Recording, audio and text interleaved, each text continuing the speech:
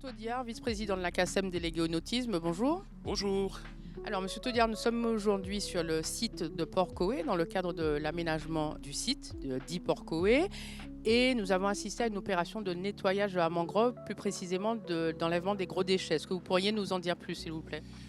Oui, d'abord, je crois qu'il faut resituer l'opération dans un cadre plus global, plus général, à savoir que la CACEM, qui a obtenu de la part de l'État une délégation pour gérer ce site depuis 2017. Il y avait un occupant qui se disait propriétaire, mais il y a eu une décision de justice en 2006 par la Cour d'appel de Fort-de-France qui a décidé définitivement que cet occupant est un occupant sans titre et d'ailleurs qui a ordonné son évacuation.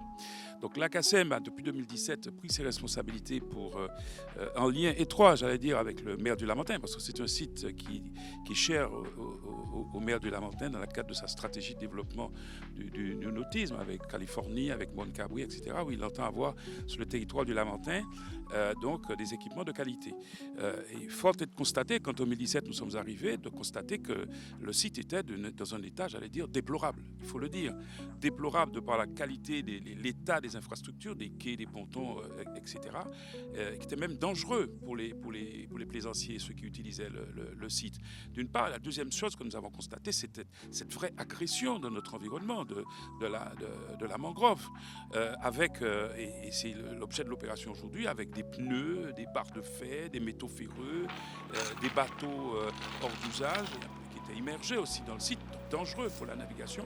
Donc tout ceci, après un diagnostic extrêmement précis de l'état de pollution donc, du site, nous avons entamé donc, des réflexions quant à sa dépollution et à faire en sorte de protéger, de prendre des dispositions pour protéger notre environnement et protéger la mangrove. Nous travaillons avec une association qui va nous accompagner dès que nous aurons terminé ces enlèvements. Donc nous avons fait une première opération l'année dernière, il y a un an, un peu plus d'un an, d'enlèvement de BHU, donc de bateaux hors d'usage.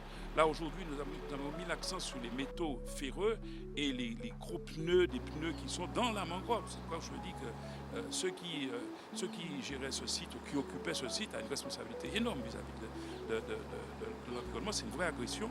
Donc la CACEM a pris ses responsabilités et a commencé à travailler sur le nettoyage et la dépollution du site. Nous sommes déjà autour de pratiquement 350 à 400 000 euros de dépensés d'argent public pour dépolluer. Et ce n'est pas fini. Donc nous allons poursuivre.